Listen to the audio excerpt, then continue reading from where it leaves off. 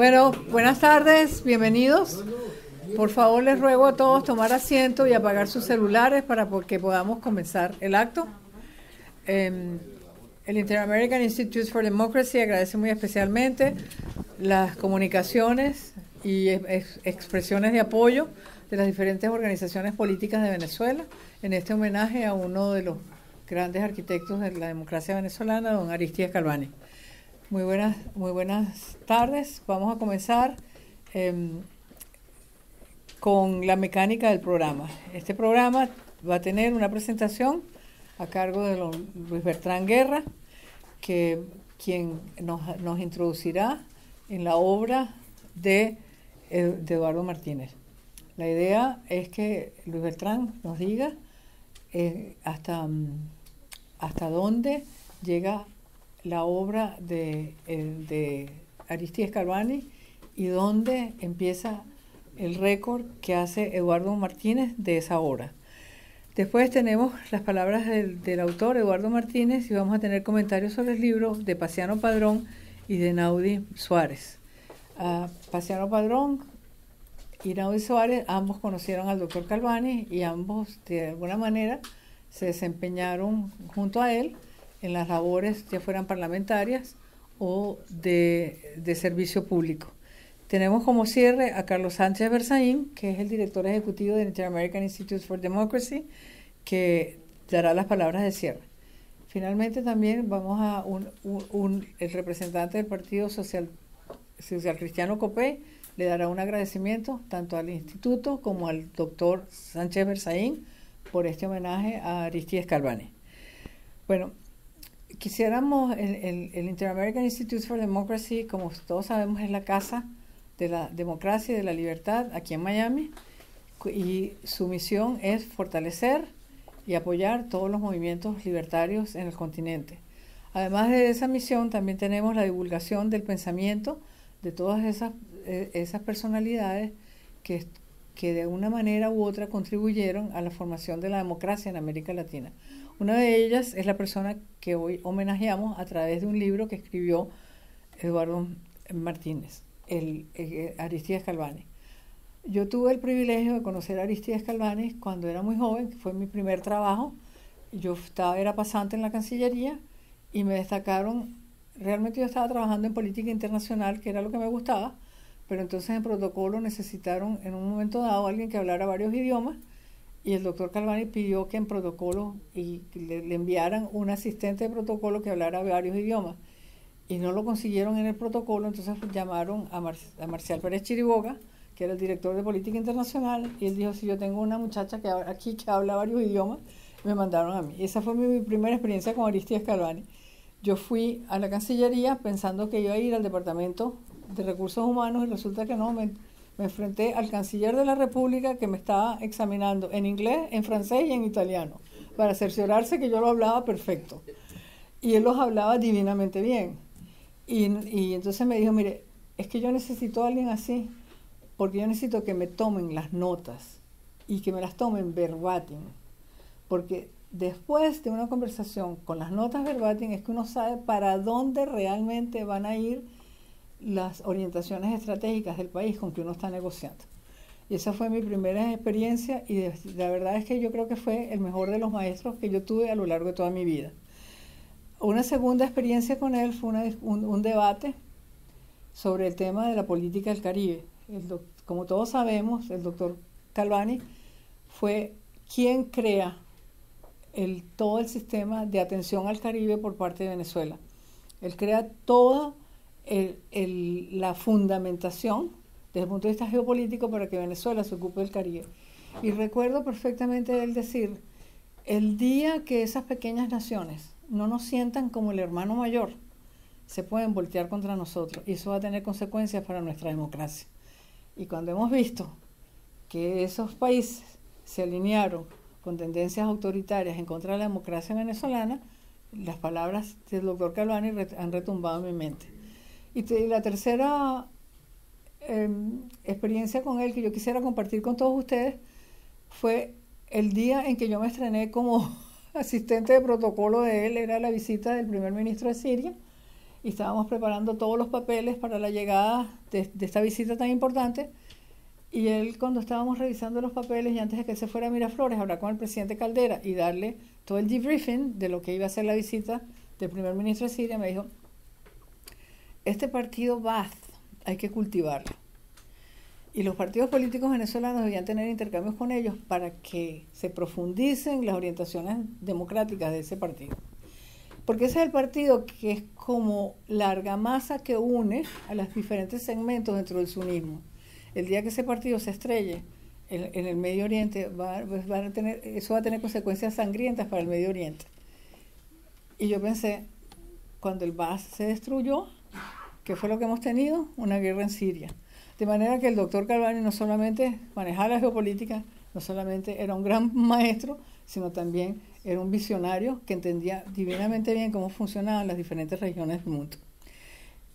Para iniciar este tributo, vamos a darle la palabra a don Luis Bertrán Guerra para que nos indique qué contiene el libro de Eduardo Martínez y cuál es la contribución fundamental, no solamente a descifrar el pensamiento de Galvani, sino también a enaltecer el pensamiento democrático y el pensamiento antiautoritario en América Latina. Muchas gracias.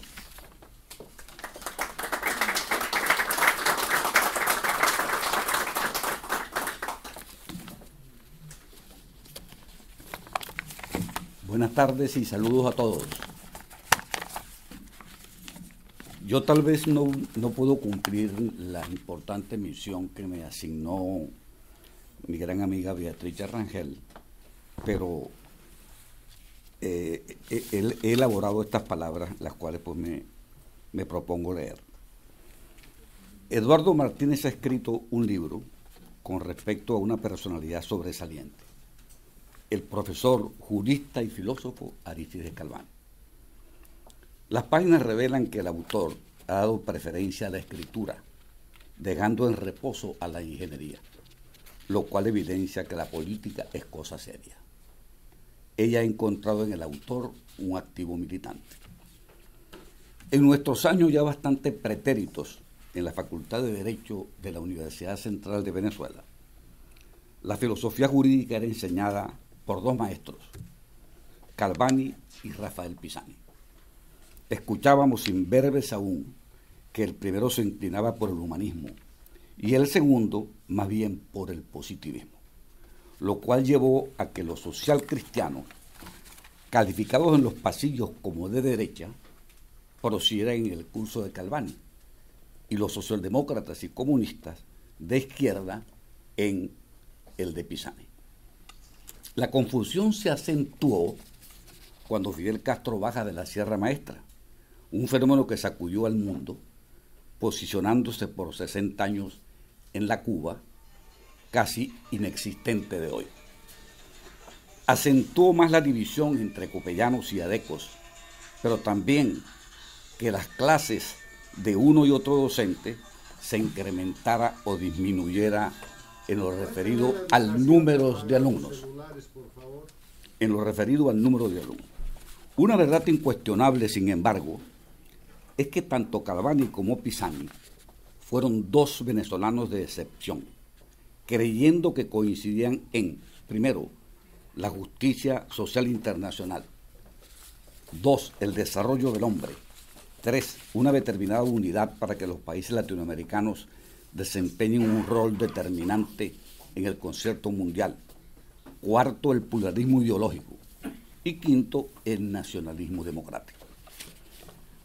Al ponderar la importante labor que realiza el Inter-American Institute for Democracy, felicitamos a Eduardo y, como con muy pocas excepciones, esta de ser una reunión particularmente social cristiana, leemos de las páginas de Anutu Manlius Torquatus, también conocido simplemente como Boecio, del libro particularmente titulado La consolación de la filosofía. Dice el libro, enseña la filosofía que todos los hombres quieren la bienaventuranza, pero su fuente no puede estar en los bienes particulares, sino en el bien universal y supremo que es Dios. No dudamos que Arístides Galvani, en el otro mundo, donde moran las almas de los justos, ha pospuesto sus posibles divergencias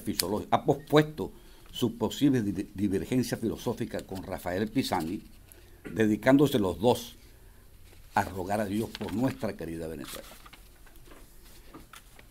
En nuestro artículo Las Tríadas Venezolanas, publicado ayer en el portal del Interamerican, planteamos que los venezolanos hemos acudido sin excepciones a la totalidad de las vías, tal vez convencidos, no sabemos si con racionalidad, de que mientras más alternativas se tengan, va a ser mucho más probable encontrar una que resulte satisfactoria.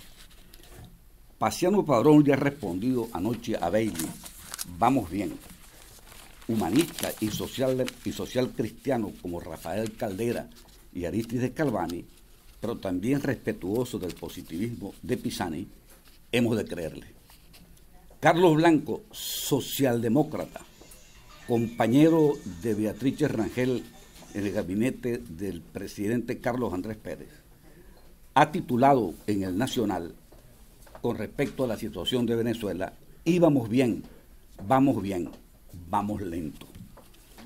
Concluimos preguntándonos con Jonathan Wall en su Tratado de Filosofía Política, lo que no deja de ser una preocupación objetiva en lo concerniente a la capacidad de la democracia para alcanzar el bien común, problemática mundial, pero con una determinante importancia para Venezuela y el resto de América Latina. Así pregunta Wolf, ¿es posible que la democracia sea buena? Hasta cierto punto al menos, a pesar de no ser siempre capaz de dar lugar a consecuencias deseables.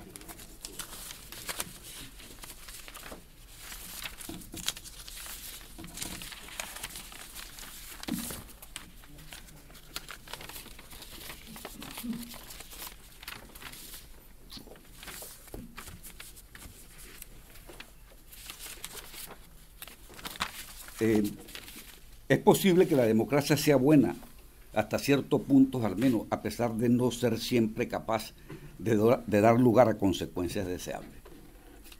Como el doctor Carlos Sánchez me exigió que no podía pasar de 10 minutos, esto lo leí varias veces nada más y nada menos con mi mujer, y en consecuencia concluyo diciendo, por favor, no perdamos la fe.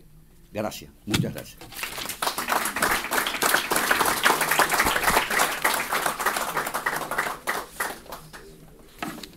Bueno, ahora le vamos a dar la palabra al autor del libro, Eduardo Martínez.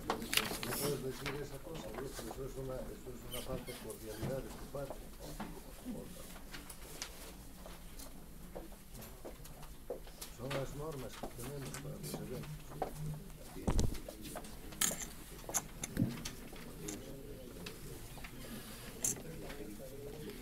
Buenas noches y muchas gracias por estar aquí en la presentación del ensayo Arístides Galvani frente al comunismo. Una edición que ha sido posible por la bondad del Instituto Interamericano por la Democracia. Gracias a Carlos Alberto Montaner, quien maneja el fondo editorial. Gracias a Carlos Sánchez Berzaín, director ejecutivo. Gracias a Maurice Ferré, quien lo preside. Gracias a Beatriz Rangel. Y gracias a Luis Beltrán Guerra, quien ha hecho una introducción, una presentación bastante buena.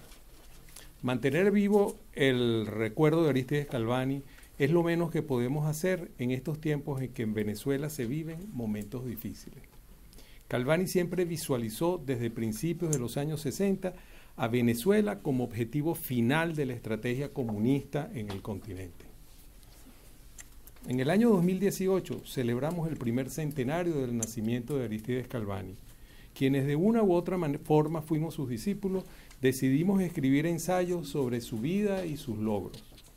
Habíamos sido testigos de parte de su vida. En mi caso personal, estuve en contacto con él desde finales de la década del 60, antes de que asumiera el cargo de canciller de la República en 1969. Hay dos aspectos que signan la vida de este venezolano: la familia y su posición frente al comunismo. Para conocer a Galvani hay que tener presente estos dos aspectos. Venezuela a principios de los años 40, cuando él termina la universidad, tenía un 69.4% de analfabetismo y una tasa de natalidad del 27%. Ante estas estadísticas, Calvani comprendió que los venezolanos debían tener una familia como él tenía. Eso era fundamental en su vida. Y que además había que sacar a los venezolanos de la ignorancia. Con el desarrollo de los acontecimientos en Europa, él percibió desde un principio la amenaza que se cernía en el mundo con el comunismo y el fascismo, lo que le llevó a prestar atención sobre estos dos modelos de corte totalitario. En efecto, en el año 39, su padre destacado en Bruselas decide regresarse a Venezuela y lo trae de vuelta. Él estudiaba segundo año de Derecho en la Universidad de Lovaina y él era testigo de los enfrentamientos entre los comunistas y los pronazis en las calles de Bruselas. En la medida que documenté sus ideas y luchas a la luz de su posición frente al comunismo, descubrí que su vida siempre estuvo signada por encontrarse entre dos corrientes de aguas profundas y de mucha fuerza, entre dos culturas, entre dos guerras, entre dos fuerzas antagónicas y letales. Era venezolano, descendiente de inmigrantes corso-italianos, y resulta que había nacido en Trinidad, donde su papá era cónsul en Puerto España. Llega a Venezuela de niño y se maneja entre dos culturas, entre su natal Puerto España, de una cultura anglosajona, y la cultura hispana con influencia italiana.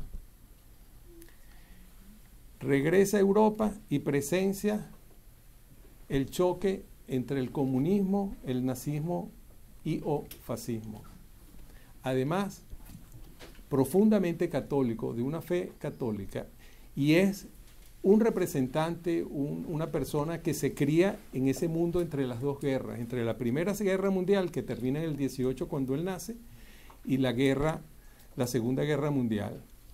Y él era un individuo que siempre estaba en la mitad de dos grandes fuerzas enfrentadas. Y él tenía un pensamiento distinto.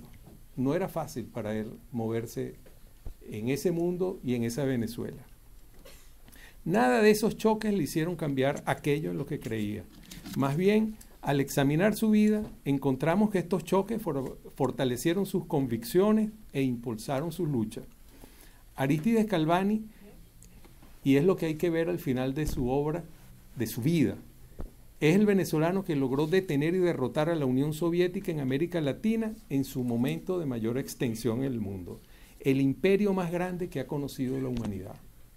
Y él irrumpe con sus ideas, con su pensamiento, con su fe, con su fortaleza, con su gran espíritu de trabajo, sin dinero, sin armas, a oponerse y hacer fracasar en América Latina a la Unión Soviética.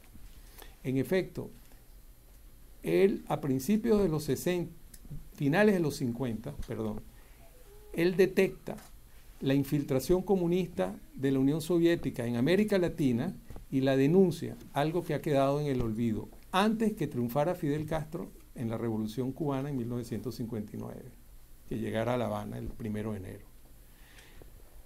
Y una cosa que él hablaba es que los soviéticos financiaban, dieron unos pasos atrás y le dieron el rol protagónico a Fidel Castro, pero eso empezó unos 2, 3 años después. En las décadas del 60, 70 y 80, en todos los países de América Latina, habían grupos grandes, medianos y pequeños que irrumpían con la lucha de guerrilla. Eran años en los cuales no se aplicaba en toda su dimensión todavía el término de terrorismo.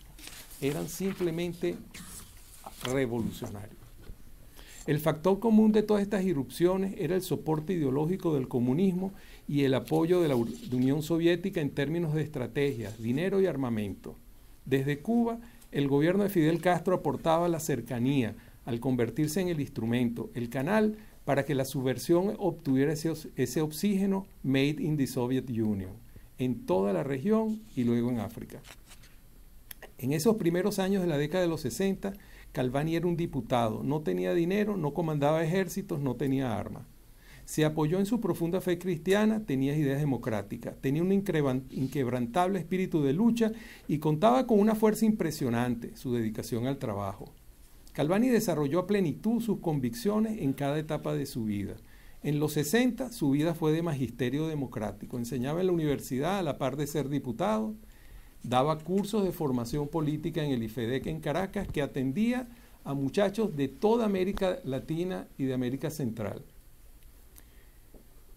En los 80 su vida terminaría, en los 70, perdón, se convirtió en un apóstol de la democracia. Recorría toda América Latina impulsando los valores democráticos. En los 80 su vida terminaría en el martirio.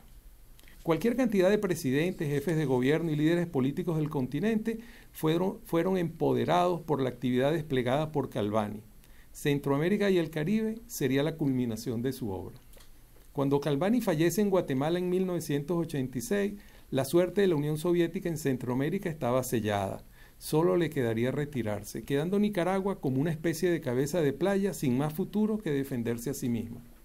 Y Cuba como un aborto revolucionario, aislada por ser una isla y con el único inventario que le tocaría ser un fósil de laboratorio, con un arsenal para dañar y no dar mejor vida a nadie.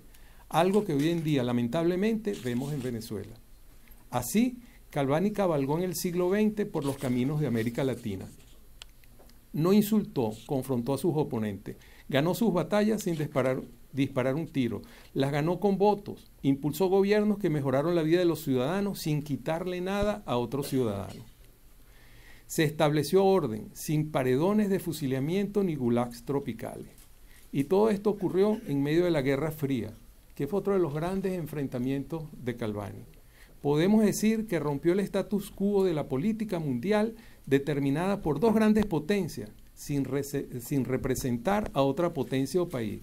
Calvani se representaba a sí mismo, con su fe, sus convicciones y dedicación al trabajo. No les voy a quitar el interés de la lectura de este ensayo que presentamos hoy. Sin embargo, me voy a permitir citar del libro una de las enseñanzas del Calvani sobre la estrategia del comunismo.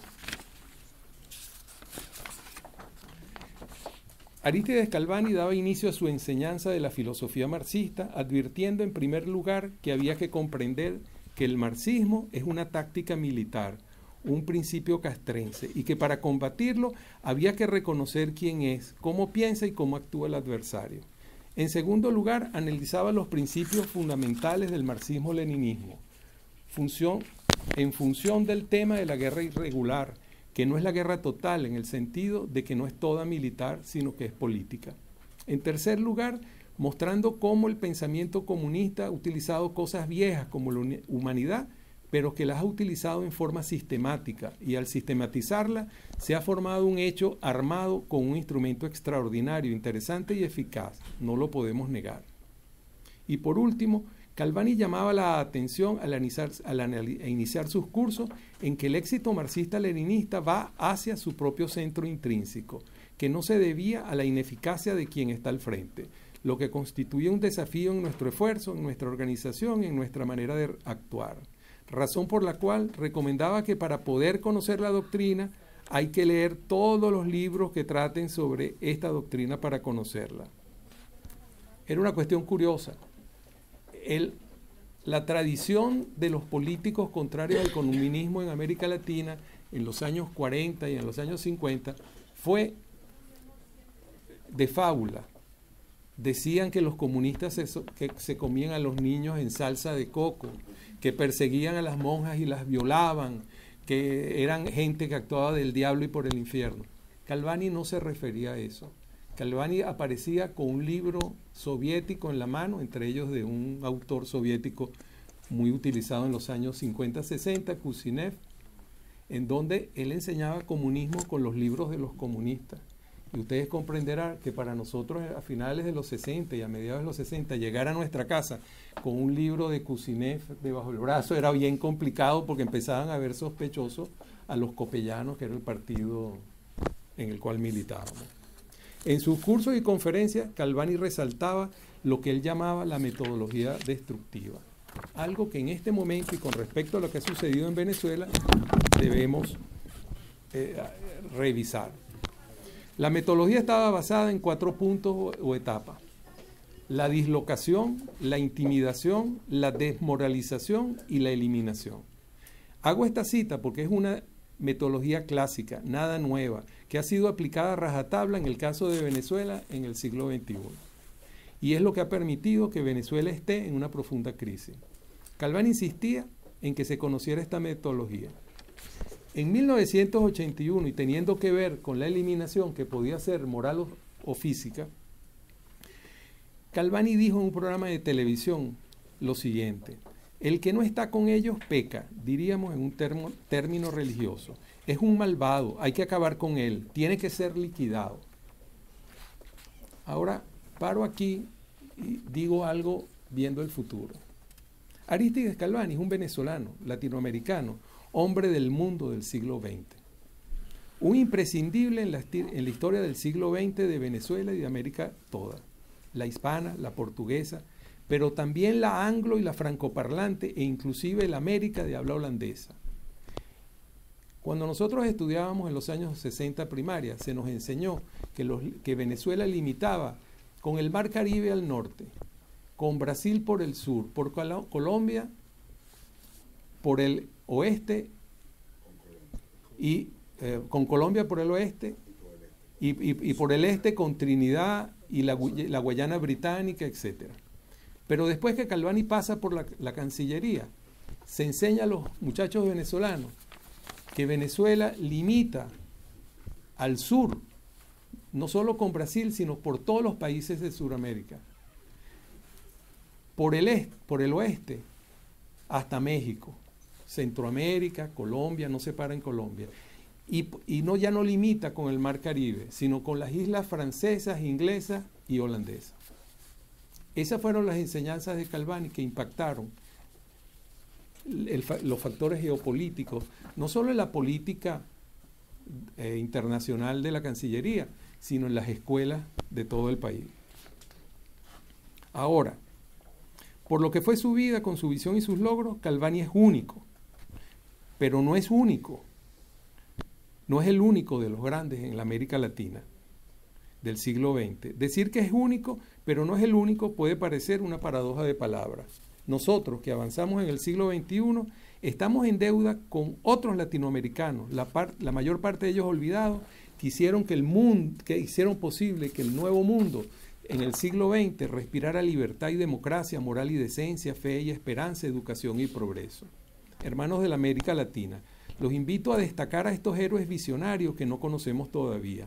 Busquemos dónde están sus vidas y logros. Es el punto de partida de una revisión de nuestra historia y una oportunidad para impulsar la democracia en nuestros países. Finalmente, me atrevo a señalar que la conclusión a la que me lleva la lectura de los logros de Arístides Galvani es esta. Busquemos nuestros latinoamericanos únicos. Es este el punto de partida. Honremos a esos latinoamericanos ilustres del siglo XX que hoy no recordamos. Buenas noches y muchas gracias por estar aquí.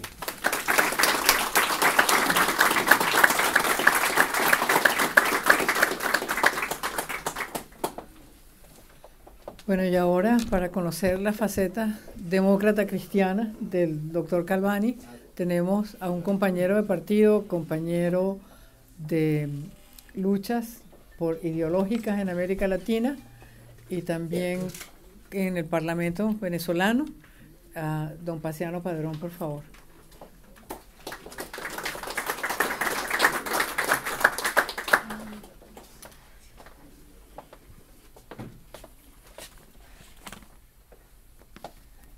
Yo no estoy enfrentándome al marxismo, leninismo por ser obcecado ni obsesionado anticomunista, sino porque lucho por la libertad del hombre y la promoción del hombre. Hoy por hoy, el comunismo es el peligro más grave a esta promoción del hombre. Esta afirmación la he tomado del libro que sobre nuestro maestro y apóstol estamos presentando hoy, Arístides Galvani frente al comunismo. Idénticas o parecidas palabras le escuché muchas veces al doctor Galvani en sus clases en el IFEDEC, en el Instituto de Formación Demócrata Cristiana, que él mismo fundó en 1962 y que por años fue centro de formación de muchísimos, de miles y miles de venezolanos y latinoamericanos, como lo acaba de recordar Eduardo en sus estupendas palabras. El libro de Eduardo Martínez me ha hecho retornar a las aulas de la Quinta Campo Amor en la avenida principal de Los Chorros, en Caracas, para reencontrarme con las enseñanzas del profesor y amigo, para volverlo a escuchar en su prédica y recordar su razón de vida: promover la democracia donde no existe, fortalecerla donde es incipiente y consolidarla donde es fuerte. Queridos amigos del Inter-American Institute for Democracy, queridas amigas y queridos amigos presentes esta tarde acá, saludo al presidio, a Beatriz Rangel, a Luis Beltrán Guerra, a María Fernanda Egas, a Carlos Sánchez Berzaín, a Eduardo Martínez, a Naudi Suárez y por supuesto la presencia de cada uno de ustedes. Mis primeras palabras son de agradecimiento al Inter-American Institute for Democracy. No podría ser de otra manera. Gracias por haber publicado en su colección de Democracy Papers este importante trabajo académico del profesor Eduardo Martínez, ingeniero, comunicador social, político y analista de la política. Gracias por el tema de la publicación, tan actual, tan propio del momento, frente al mal del comunismo, promoviendo el humanismo y la democracia. Gracias también porque el autor, Calvani, y el tema son Venezuela, la patria que llevamos en el alma, la que nos hace sufrir por su adolorida tragedia y luchar con fuerza por su libertad. Este acto lo celebramos en días en que pudieran ser finales dentro del proceso de degradación de un régimen agotado y sin aliento, sin otro destino que su propia muerte. Por último, gracias por el honor personal para mí que implica esta invitación a hacer estas reflexiones esta tarde acá. Calvani, educador y abogado, universitario, luchador social y político, diputado, senador, internacionalista y canciller, todo lo cual, como bien dice Eduardo Martínez, se reduce a dos palabras que resumen sin duda alguna su vida: magisterio y apostolado. Eso fue él, maestro y apóstol. Maestro que entendió que se enseña más con la vida que con la palabra, con el ejemplo más que con el discurso. Calvani siempre dijo: ética y política no pueden estar separadas. Toda acción humana conlleva una connotación moral. Cuando la Iglesia Católica, luego de su muerte y cumplidos los lapsos necesarios, lo declaró siervo de Dios junto a su esposa Adela, reconoce al apóstol. Dijo Monseñor Ovidio Pérez Morales: Calvani fue un laico ejemplar. Para él, como lo diría Pío XII, la política es la forma más excelsa del ejercicio de la caridad. Y así lo creyó y así lo vivió Calvani. La política es para él un amor practicado a gran escala. Era siembra de democracia y alerta sobre el mal del comunismo. Calvani, fallecido en 1986 en accidente aéreo en Guatemala, en ejercicio de su apostolado, desconocía que su querida Venezuela, pasión de sus sueños, iría a ser víctima del comunismo más salvaje que haya padecido el mundo. Si bien sabía y había dicho, lo cito, Venezuela está en el objetivo final y naturalmente es el objetivo codiciado. No obstante saber que Venezuela era el objetivo codiciado, la realidad ha sido la de un comunismo brutal y asesino que acabó con las instituciones, arruinó la economía y la vida. Calvani había escrito que el comunismo tiene como propósito construir un Estado dentro del Estado y tratar de destruir el orden existente para instaurar su propio orden, su desorden. El comunismo venezolano, entre otras muchas cosas, eliminó la clase media de manera absoluta, colocándonos a todos en posición de sobrevivientes, en búsqueda permanente de lo mínimo para la subsistencia, alimentos y medicina. Realidad que es general para todos, excepto para un pequeño grupo de la cúpula podrida, enriquecida gracias a una corrupción sin precedentes en Venezuela. Y lo puedo decir con propiedad. Ningún otro régimen tan despiadadamente corrupto, al cual suma el narcotráfico y los beneficios económicos del terrorismo internacional, a los que han cedido la soberanía venezolana, que hoy ampara bajo su bandera a la guerrilla colombiana, al narcotráfico internacional y a lo peor del terrorismo mundial. Como ha sido dicho, El comunismo no es un gran ideal que sea pervertido. No. Es una perversión que se vendió como un gran ideal. Qué oportunas las lecciones del maestro Calvani. Estamos obligados a recordarlas en este escenario y a esta hora. Un fin bueno no puede alcanzarse por medios moralmente malos o ilícitos. El maestro vive la ética y la moral. En política no se vale todo. El fin no justifica los medios. El maestro diría todavía más. Todos los compromisos que adquieren los comunistas son válidos en la medida en que se alcanzan los fines que se persiguen. Para ellos, dice Calvani, no es que el fin justifica los medios, sino que el fin hace buenos los medios. No los justifica. Cuando digo que justifica, estoy dándole a los medios cierta maldad. Caramba, no me gusta, pero tengo que usarlo. En el caso de ellos, no. El medio es bueno si es eficaz para alcanzar el fin que persiguen. Cualquier medio. Entonces, el criterio de la eficacia del medio es el que bonifica el medio.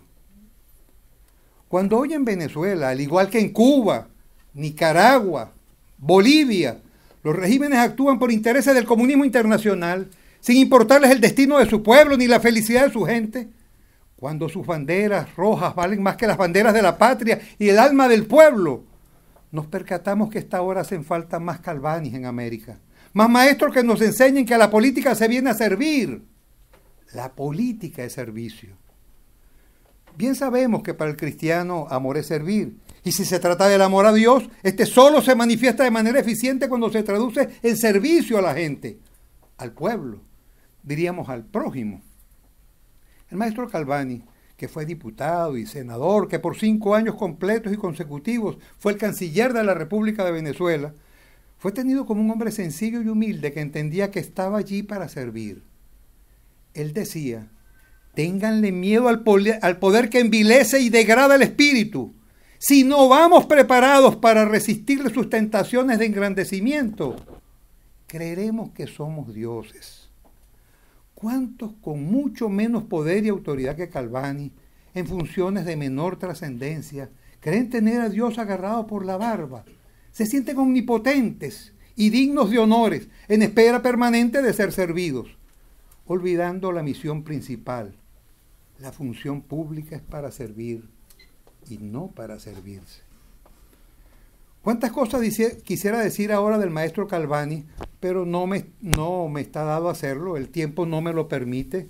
No obstante, solo debo recordar algo, no puedo dejar de decírselo. Mi primer viaje a este país, la primera vez que vine a los Estados Unidos, fue de marzo a mayo de 1969, recién graduado de abogado. ¿Te acuerdas, Arturo? Arturo de Sobra, mi compañero de promoción. Estábamos recién graduados. Cuando el maestro Calvani se empeñó en que yo viniera a New Orleans, a Loyola University, para hacer un curso de planificación y desarrollo, para el cual él me había logrado desde un año antes la beca. Me había dicho, todo político debe saber de planificación y desarrollo si quiere marchar por camino firme y seguro. Hoy desde acá, al recordar al maestro, al amigo, al guía, quiero repetir su consigna de lucha y razón de su vida en la política, y que resulta tan apropiado a este instituto Inter-American Institute for Democracy, que hoy le está rindiendo homenaje. Concluyo pues con palabras de Calvani. La misión es promover la democracia donde no existe, fortalecerla donde es incipiente y consolidarla donde es fuerte. Muchas gracias.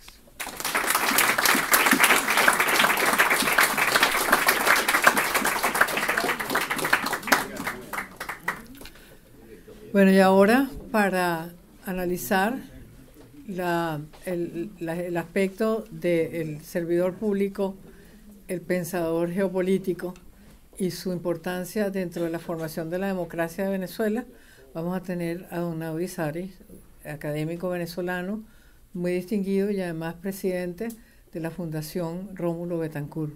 Naudi, por favor.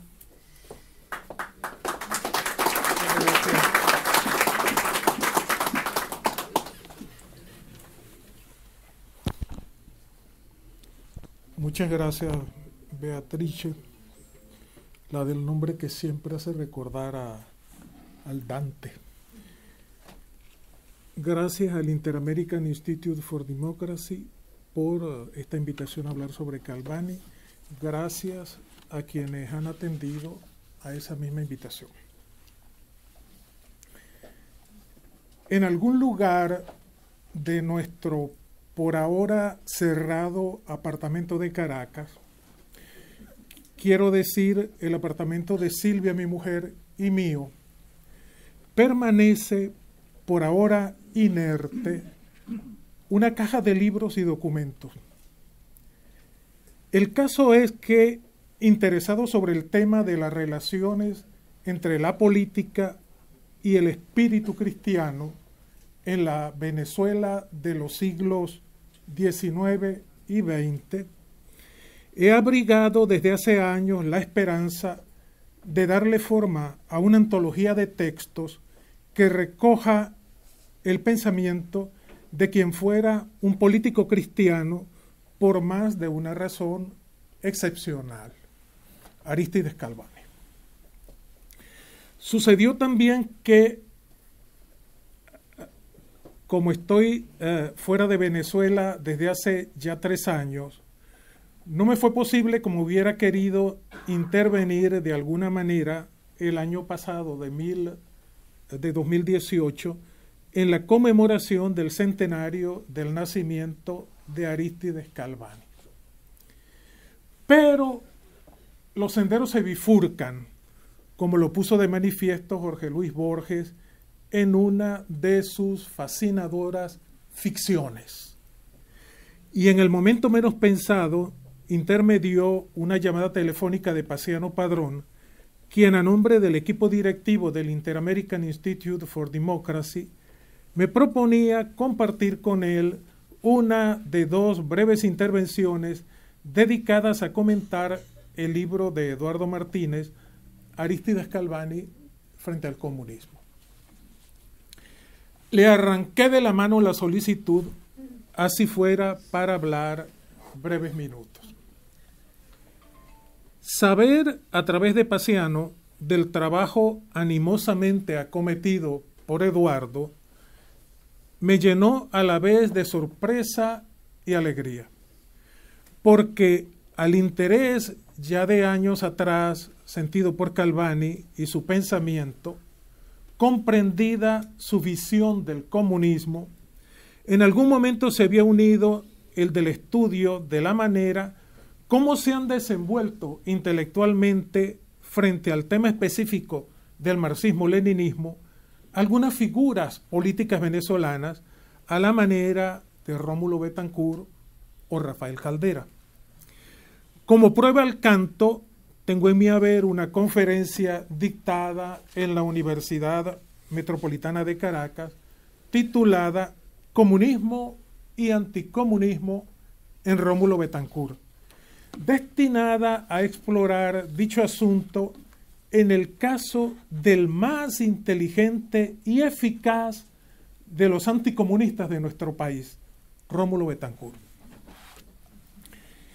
El comunismo en Venezuela, país como muchos otros de América Latina, llegado con notable retraso a la industrialización y por ende a la aparición de un proletariado obrero, se introdujo relativamente poco tiempo después en Venezuela del movimiento de oposición política a la dictadura del general Juan Vicente Gómez, nacido entre los universitarios de Caracas en 1928.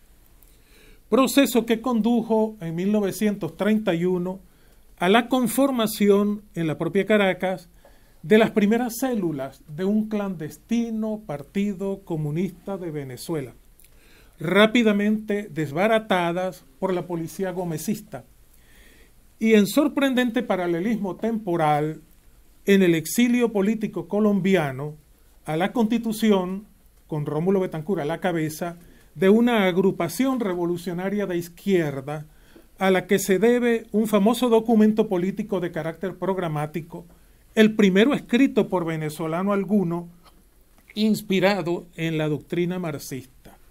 el Plan de Barranquilla de marzo de 1931. De prácticamente ese mismo tiempo dataría el nacimiento de uno de los rivales del comunismo en nuestro país, el anticomunismo de origen religioso.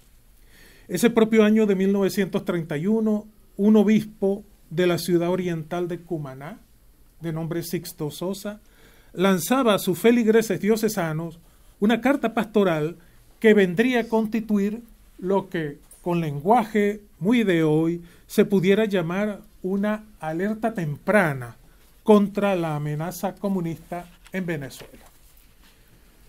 Uno de los rivales, hemos dicho, porque es el caso de que en la historia de las ideas político-sociales de Venezuela han aparecido cuando menos dos importantes suertes de anticomunismo.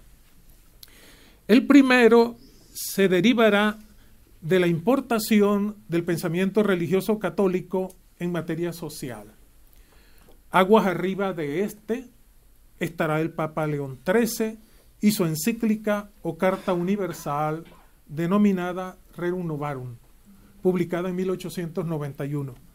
Aguas más abajo, otro Papa, Pío XI, autor de un pronunciamiento doctrinal de igual jerarquía, la Divini Redentoris de 1937, en la cual declaraba ser el comunismo un pensamiento intrínsecamente perverso. La segunda modalidad del anticomunismo en Venezuela beberá en la fuente del nacionalismo político. En Venezuela representará de una manera relevante esta corriente Rómulo Betancourt.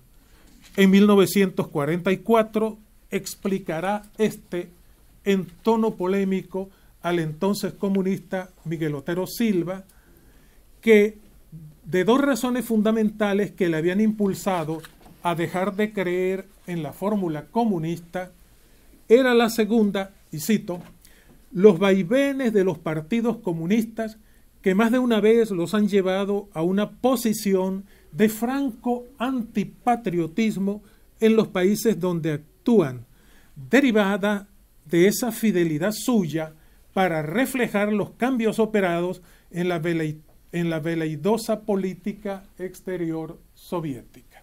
Fin de la cita. Varias circunstancias conspirarán para hacer de Arístides Calvani un cristiano socialmente comprometido de su tiempo y, colateralmente, un anticomunista doctrinario. Para comenzar, su educación formal. En Bélgica, país donde Calvani, hijo de un diplomático allí asignado, cursa su educación secundaria y universitaria, el venezolano se topó con un país en donde el catolicismo social había asomado aún antes de la promulgación de la encíclica Rerum Novarum por León XIII, que había conocido una jerarquía eclesiástica de avanzada social, creado los famosos códigos de Malinas y país de origen de la llamada Juventud Obrera Católica fundada por el padre Joseph Cardán. Regresado a Venezuela por 1940 con grado universitario de Derecho, enganchado luego en la docencia universitaria como profesor de filosofía del derecho, la fe religiosa y la sensibilidad social impulsaron a Calvani a militar en la Juventud Católica Venezolana, agrupación que llegó a presidir a nivel nacional en 1944. De 1945 y la llamada Revolución de Octubre, que catapulta sorpresivamente al Partido Acción Democrática al poder, pasando por los gobiernos militares abiertos en 1948 y que solo cesarán una década después con la caída del dictador general Marcos Pérez Jiménez, el tiempo de Calvani lo ocupan iniciativas que tienen que ver con la protección de la familia, la promoción de la educación cristiana y la asesoría del movimiento obrero. El período político democrático abierto en 1958 trajo para Calvani el ejercicio del cargo de diputado nacional. De ese tiempo quedó un proyecto suyo sobre salario familiar. y sobre todo los combates doctrinales entablados por él, en particular una vez creado el Instituto de Formación Demócrata Cristiana, o IFEDEC, en 1962, contra el comunismo venezolano y latinoamericano, inspirado y armado por el castrismo cubano. Pero de todo esto ha escrito con detalle Eduardo Martínez en el libro que hoy se presenta. En este periodo, el anticomunismo venezolano obtuvo espléndidas victorias. Una coalición integrada por los principales partidos políticos, sindicatos, obreros, organizaciones empresariales, Iglesia Católica y Ejército dio al traste con la guerrilla comunista. De aquellos años datarían las circunstancias que habrían hecho posible que el antiguo comunista Betancourt, a quien sobraba inteligencia política, permitiera que un hombre de distinto horizonte de pensamiento que el suyo, Arístides Calvani, dictara conferencias sobre comunismo y anticomunismo en las instalaciones de formación militar. Yo invito, pues, y estoy terminando, a leer lo que Eduardo Martínez ha escrito sobre Calvani, en donde es plato fuerte la explicación de la parte activa que ya ha cumplido sus trabajos de dirigente de organizaciones católicas militantes, de profesor universitario, de diputado y finalmente de ministro de Relaciones Exteriores, reservó para lo que resultarían sus años finales de vida, la de promover con fe de cruzado una política destinada a hacer nacer en Centroamérica, región víctima por un lado del militarismo y por el otro de movimientos guerrilleros de obediencia cubana, destinada, digo, a hacer nacer países modernos con democracia y justicia social a la manera de la Venezuela de la época. Un trabajo que cosechó éxitos que el propio Calvani tuvo el privilegio de contemplar, así fuera en un escaso tiempo, antes de ascender a la eternidad desde tierras en un tiempo habitadas por los mayas, un 18 de enero de 1986, en la compañía de su inseparable esposa Adela Abo de Calvani y de dos de sus hijas, Graciela y María Elena. Muchas gracias.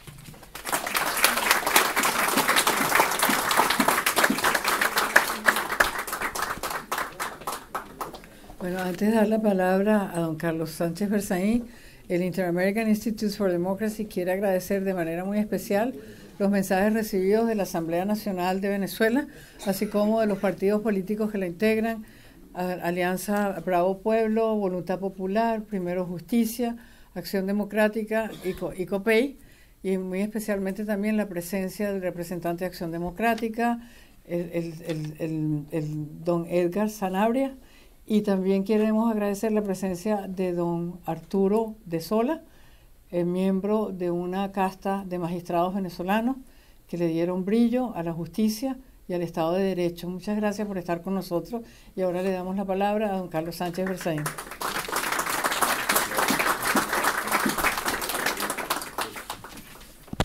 Quiero empezar agradeciendo y felicitando a nuestra directora Beatriz Rangel por la preparación de este evento tan importante. Felicitar al autor de este ensayo, Arístides Calvani frente al comunismo, el periodista y escritor Eduardo Martínez, quien nos honra incorporar a la lista de autores del fondo editorial del Inter-American Institute for Democracy, que ya tiene publicados cerca de 60 libros en inglés y en español, pero que tiene una serie a la que se integra esta publicación que se llama los Democracy Papers, los papeles de la democracia, donde publicamos ensayos, donde publicamos conferencias, trabajos de documentos que consideramos históricos para el cumplimiento de los objetivos del Inter-American Institute, que como ustedes conocen, son la promoción, la defensa, la difusión, la educación de los principios y valores de libertad, democracia, institucionalidad y derechos humanos. Quiero agradecer la presencia y felicitar y expresar mi profunda satisfacción intelectual por la presencia y las presentaciones espléndidas que han realizado don Paciano Padrón, don Naudi Suárez y nuestro director Luis Beltrán Guerra, tres venezolanos notables, distinguidos, que al escucharlos dan cuenta de las capacidades, las altas capacidades y la alta preparación de lo que fue en su momento el liderazgo democrático venezolano. Yo no voy a comentar el libro de Eduardo Martínez porque lo han hecho los expertos que conocen la historia de Venezuela y que han tenido el honor y la satisfacción de conocer a Arístides Calvani. Simplemente voy a hacer un planteamiento de carácter general respecto a lo que es la tarea del Inter-American Institute for Democracy y que se viene a concretar en este evento porque en las tormentas más graves la única brújula que no falla es la brújula de los principios, y eso es algo que ha dejado escrito con su obra y con su acción en la historia que le ha tocado escribir al venezolano Arístides Calvani. Hoy día estamos sufriendo la tragedia venezolana, y digo estamos en plural porque la tragedia venezolana no es solamente de Venezuela o de los venezolanos, es una tragedia latinoamericana, es una tragedia americana, hemisférica, es una tragedia mundial. Y es una tragedia mundial porque lo que sucede en Venezuela, que es algo que nunca debió suceder, está en un proceso crítico en el que cualquier cosa puede pasar.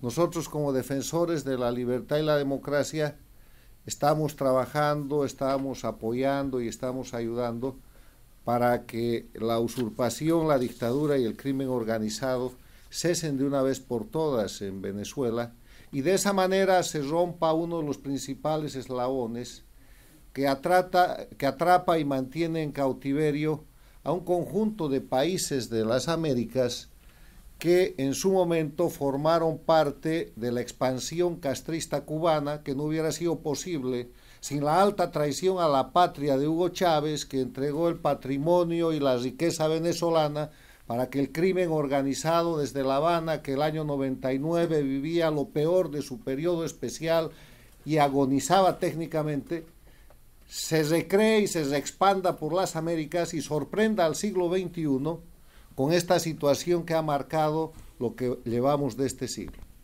que es la situación en la cual el crimen organizado transnacional se apodera de los gobiernos en las Américas, toma control de organismos internacionales, se expande y controla la región, llegando inclusive a influir en la decisión de la política exterior de la democracia más importante del mundo, que es Estados Unidos, que otorga reconocimiento a la dictadura cubana, ejerciendo el liderazgo político de América Latina desde Cuba, y que después empieza a declinar a un punto en el que hoy día nos encontramos, donde se libra lo que yo llamo la gran batalla de Venezuela, que es la batalla por la libertad de todas las Américas y que es la batalla por la democracia de toda la región y el hemisferio.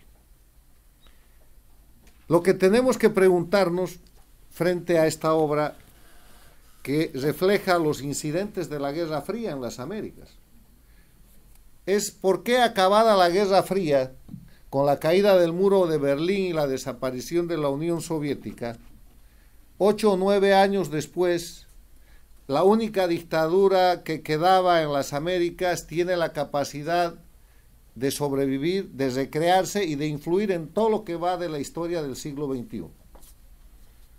Eso ocurre porque una cantidad extraordinaria de dinero, un país entero, el país más rico que es Venezuela, es puesto a disposición de ese proyecto, que llega a tener, de acuerdo a estudios que se han hecho aquí en la Universidad de Miami, en el Centro de Estudios Cubano-Americanos, la disposición en los primeros 10 años de este siglo de más del triple de todos los recursos que recibió Cuba de la Unión Soviética durante todo el régimen desde el 59 en adelante, en que los Castro controlan ese país.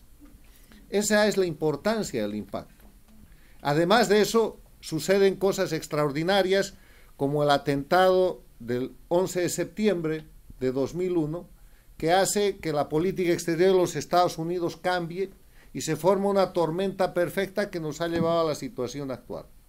Una situación actual que es dramática para Venezuela, que es dramática para Cuba, que es dramática para Nicaragua y para Bolivia, pero que representa ya un proceso de transformación y cambio para países como Argentina, como Brasil, como la propia Colombia, como países de Centroamérica y del Caribe, que están saliendo o han salido del control y la influencia de este sistema denominado Movimiento ALBA, bolivariano, socialismo del siglo XXI, o simplemente castrochavismo, un sistema de delincuencia organizada transnacional que todavía se sostiene bajo la careta y el encubrimiento de la política. Con ese contexto general, permítame reflexionar hoy día sobre el tema concreto de Venezuela, porque si no este evento sería incompleto. En función de lo que son las enseñanzas y el legado de Arístides Calvani, que es un luchador de la Guerra Fría. La Guerra Fría la pierde el comunismo, por eso se extingue la Unión Soviética. Y con la extinción de la Unión Soviética, técnicamente se extingue el comunismo. Por eso se crea el Foro de Sao Paulo.